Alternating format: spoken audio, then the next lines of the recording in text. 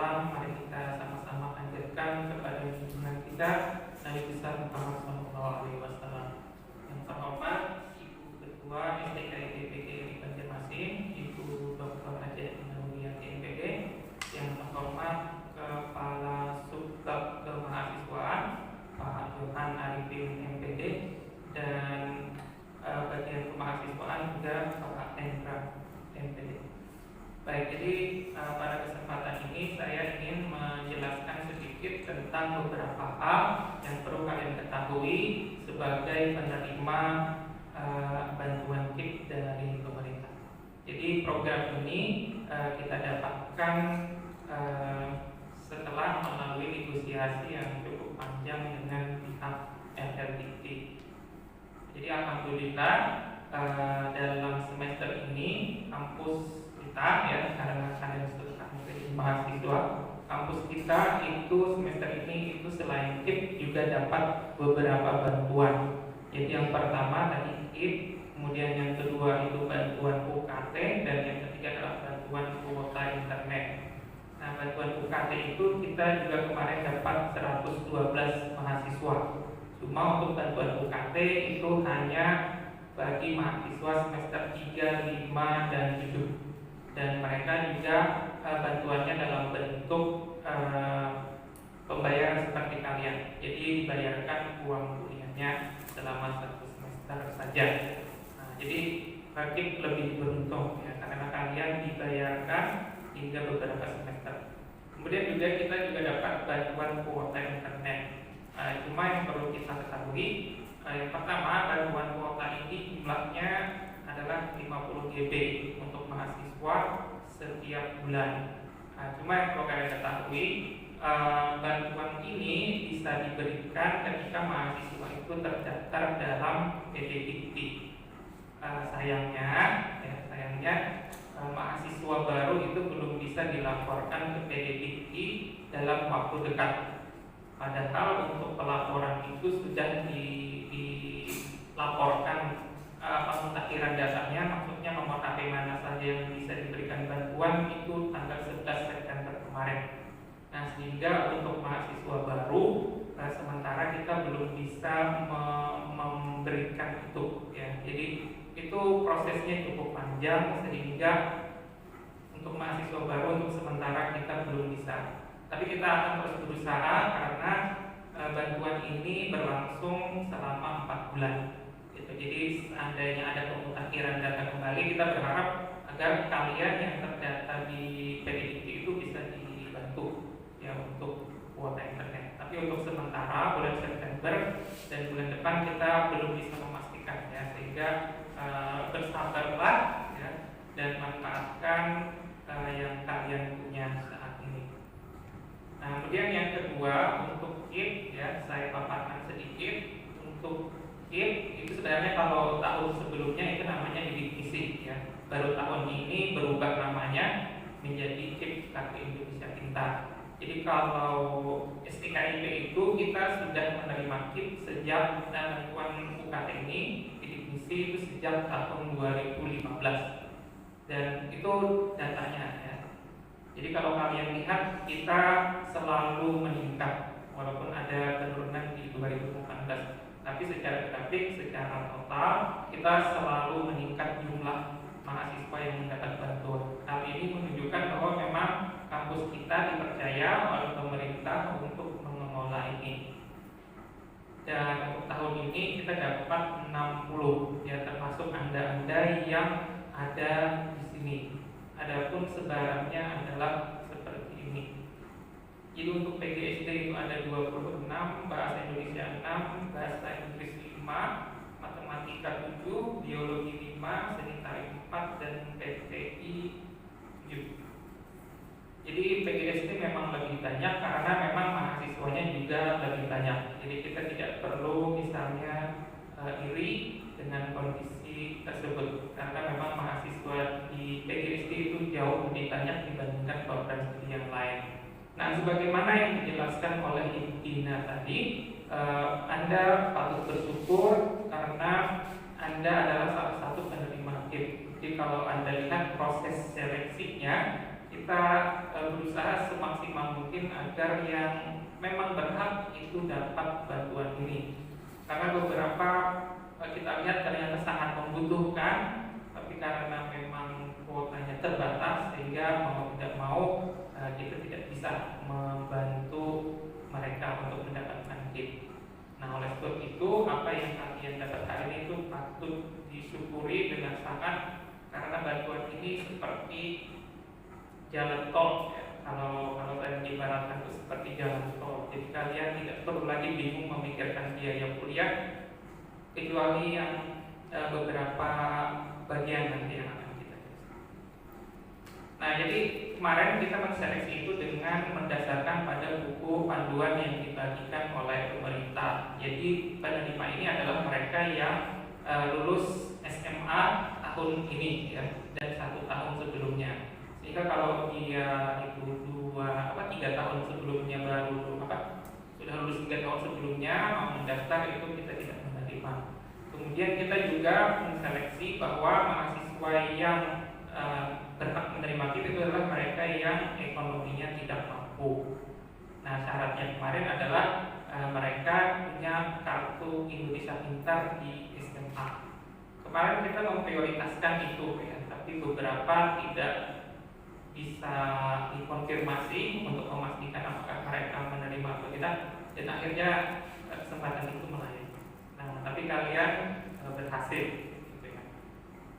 Nah, kemudian juga penerima KIP itu yang diprioritaskan adalah juga mereka yang keluarganya masuk dalam program PKH ya, program Keluarga Harapan dan pemegang KKS atau keluarga sejahtera. Tapi kalaupun tidak punya itu, syarat yang lainnya adalah bila gabungan gaji ya atau penghasilan kedua orang tua itu jumlahnya 4 juta atau lebih dari itu, tetapi kalau dibagi dengan jumlah tanggungan di keluarga itu sebesar 750.000. Nah, itu yang menjadi syarat, sebenarnya syarat utama mahasiswa itu menjadi penerima KIP. Nah, saya yakin di sini kalian adalah orang yang memang berhak, yang memang punya keinginan untuk kuliah, tapi terkendala biaya. Nah, bantuan ini kita berikan kepada Anda agar Anda bisa melanjutkan perkuliahan di kampus ini. Nah, kemudian apa yang menjadi keunggulan sebagai penerima KIP? Nah, yang pertama adalah seperti yang dijelaskan oleh Ibu Dina tadi, bahwa Anda biaya kuliah itu dibiayai, ya, dibiayai. Tapi seperti yang tadi dijelaskan bahwa yang diberikan oleh pemerintah itu sebesar 2.400.000. Tapi padahal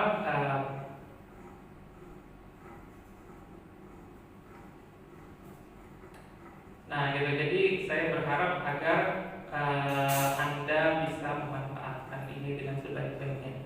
Nah, di samping dibayarkan dengan biaya kuliah, juga Anda dibantu 700.000 per bulan ya.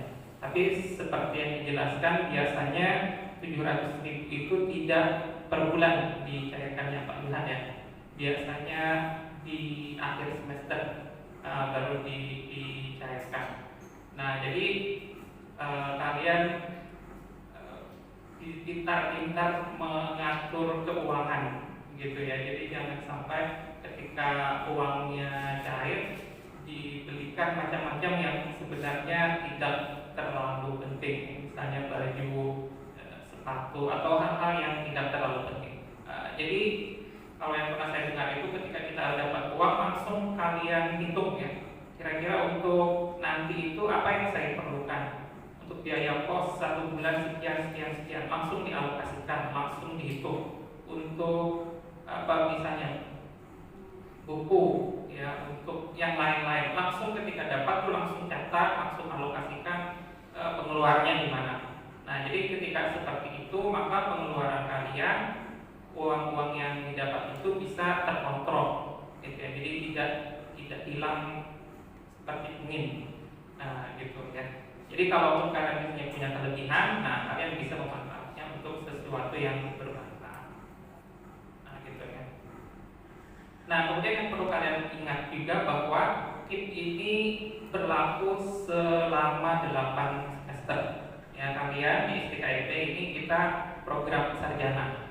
Nah, program sarjana untuk KIP ini sebesar selama 8 semester.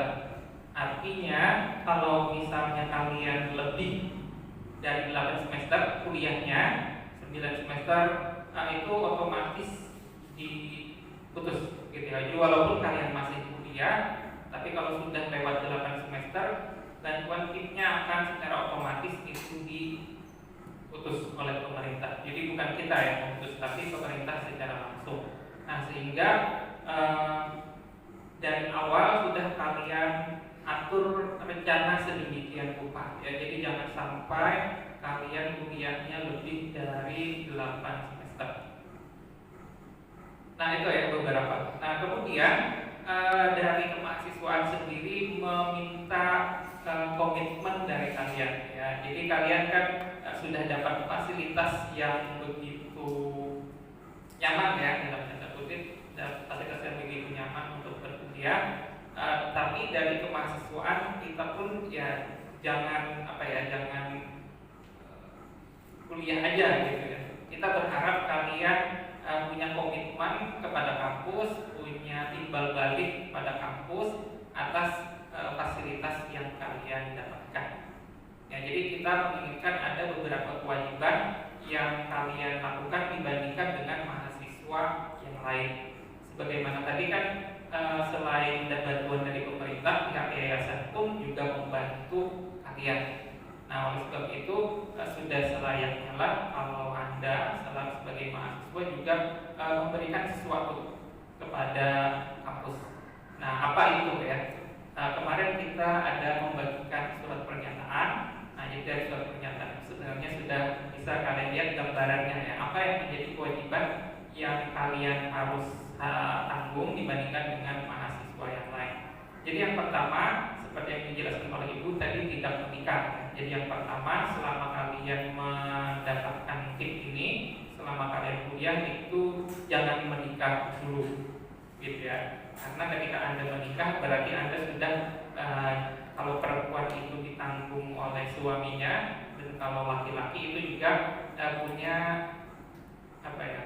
kelebihan ya, penghasilan untuk menanggung orang lain. Nah, sebab itu ketika Anda menikah, maka kita terpaksa mengalihkan KIP Anda. Nah, sebab itu kalaupun Anda mau menikah ya ditahan-tahan dulu lah ya sampai kuliah selesai. Nah, kemudian yang kedua, usahakan IPK kalian itu stabil. Ya, IPK itu kan indeks prestasi kumulatif. Ya, kalau di SMA itu ya rapot gitu kan.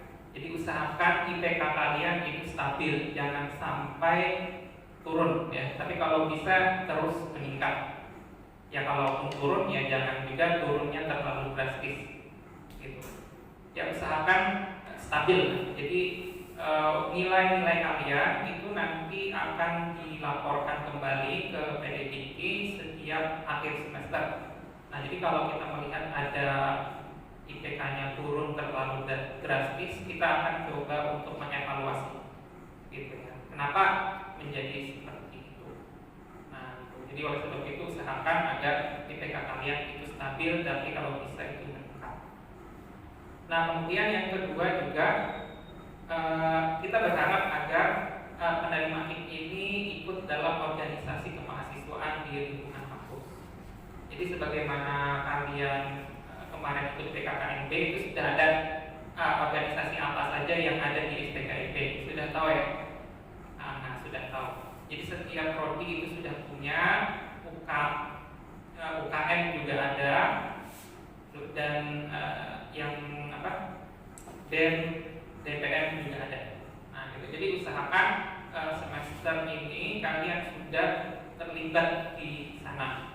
Ya, jadi tapi mungkin mereka tidak langsung merekrut, ya. Tapi usahakan kalian terlibat dalam organisasi kemahasiswaan. Satu misalnya tidak apa-apa, tapi yang penting kalian ada terlibat di situ. Karena organisasi kemahasiswaan itu adalah sarana mahasiswa untuk menyalurkan minat, bakat, kegiatan jiwa kepemimpinannya dan seterusnya. Nah, gitu. Dan organisasi kemahasiswaan juga memberikan kontribusi kepada kampus. Nah, sehingga ketika kalian ada di sana, kita berharap kontribusi kalian itu bisa dirasakan. Nah, kemudian juga nanti kita akan biasanya kampus itu diminta untuk memperingati hari-hari besar nasional. Jadi misalnya 17 Agustus atau misalnya Hari Kebangkitan Nasional dan lain sebagainya. Nah, biasanya setiap kampus itu diminta untuk mengirimkan mahasiswa penerima KIP-nya untuk apel di LRDT, ya, di Adiaksa. Ya, nah, jadi kita dari kemahasiswaan biasanya meminta secara bergiliran kepada mahasiswa penerima KIP untuk mengikuti itu. Gitu. Jadi ketika bagian kemahasiswaan meminta itu, ya usahakan kalian langsung mengiyakan, ya, karena itu adalah salah satu kewajiban Anda. Karena kita tidak setiap kali gitu ya, jadi setiap ada peringatan hari besar semuanya ditunjuk, tidak. Kita bergiliran. Ketika satu sudah, dia tidak lagi, nanti diganti lagi yang 10. Jadi itu tidak setiap hari, tidak setiap peringatan hari besar. Nah, sebab itu ketika Anda dapat giliran, usahakan Anda bisa. Ya, kalaupun tidak, berikan alasan yang bisa kita terima. Nah, kemudian satu juga yang terakhir adalah yang saya harapkan sebenarnya Anda itu bisa berprestasi, ya, di luar akademik. Jadi kalau tadi akademik YPK ditunjukkan, tapi juga saya berharap kalian juga berprestasi secara non akademik, ya, ekstrakurikuler. Ya, jadi misalnya ketika ada lomba-lomba, kalau bahasa Inggris misalnya ada lomba debat, nah, kalian bisa ikut, atau kalian punya keahlian lain, apa misalnya, ya, bisa diikuti. Jadi ketika Anda dapat prestasi, nanti di akhir semester juga dilaporkan di sistem akademik kita. Nah, itu akan kelihatan. Jadi bantuan itu bisa dalam beberapa bentuk. Ya, jadi di sini, ya, peringkat kemahasiswaan kita itu ini, ya, 300-an. Nah, yang jadi penilaian di sini adalah yang pertama institusi. Kalau ini sudah dihandle oleh bagian kemahasiswaan. Kemudian yang kedua adalah rekognisi. Jadi ketika kalian misalnya ikut jadi pemakalah bersama dosen, atau misalnya kalian menerbitkan punya haki, itu adalah salah satu kontribusi di bagian ini. Kemudian ketika, nah ini, ya, saya berharap kalian bisa di sini. Jadi misalnya kalian ikut dalam lomba-lomba yang diselenggarakan oleh Belmawa, ya, atau di luar itu. Nah, gitu. Jadi sekali lagi ketika Anda punya satu keahlian tertentu, kalian punya passion di sana, ada lomba, ikutilah, ya, ikuti. Dan usahakan ketika berhasil, laporkan prestasi tersebut. Nah, gitu. Seperti itu. Nah, ini, ya, beberapa gambaran lomba-lomba yang bisa kalian ikuti. Jadi untuk di Belmawa itu ada 22 lomba tingkat nasional sebenarnya, tapi yang bisa kita ikuti sekitar 16. Nah, untuk bahasa Indonesia, sini bahasa Indonesia ada, ya? Ada. Nah, bahasa Indonesia itu ada lomba namanya KDMI, ya, kompetisi debat mahasiswa Indonesia. Nah, jadi saya berharap yang ikut itu adalah penerima KIP nanti, ya. Untuk bahasa Inggris itu ada NBC, ini lomba debat juga tapi untuk bahasa Inggris. Untuk matematika itu ada MANUNIPA, Olimpiade Nasional Matematika dan Ilmu Pengetahuan Alam Perguruan Tinggi, ya, matematika dan biologi. Kemudian untuk seni tari itu ada Pekan Seni Mahasiswa Nasional untuk HMPTI, itu ada Gemastik dan LIDM. Untuk PGT sepertinya tidak ada di sini, ya. Nah, tapi ada juga beberapa yang lain, misalnya Pilmapres, Pilihan Mahasiswa Berprestasi, PKM, ini setiap tahun diselenggarakan. Ya, jadi saya berharap semua penerima KIP itu bisa ikut ini. PKM itu ketika kalian membuat satu karya ilmiah atau membuat pengabdian kepada masyarakat, dibuat proposalnya, ketika tembus maka kalian akan diberikan dana untuk melaksanakan itu. Ya, kemarin kita dapat satu proposal yang tembus. Tahun sebelumnya juga dapat. Jadi tahun sebelumnya itu mereka membuat meja lipat. Nah itu didanai oleh pemerintah. Kemudian yang kemarin juga itu ada daun binahong, Pak binahong ya, sebagai obat, nah alternatif. Nah itu didanai oleh pemerintah ya, 4.500.000. Nah saya berharap kalian bisa ikut di sini. Kemudian ada juga PKP 2D, itu organisasi kemahasiswaan, ada Musabaqah Tilawatil Quran, kemudian ada kompetisi bisnis mahasiswa Indonesia, startup dan seterusnya. Nah gitu ya. Jadi dari lomba-lomba yang diselenggarakan ini, saya sangat berharap yang ikut itu adalah penerima KIP, gitu ya, karena kalian punya tanggung jawab yang lebih besar dibandingkan mahasiswa-mahasiswa yang ada di kampus kita. Nah, mungkin itu yang bisa saya sampaikan.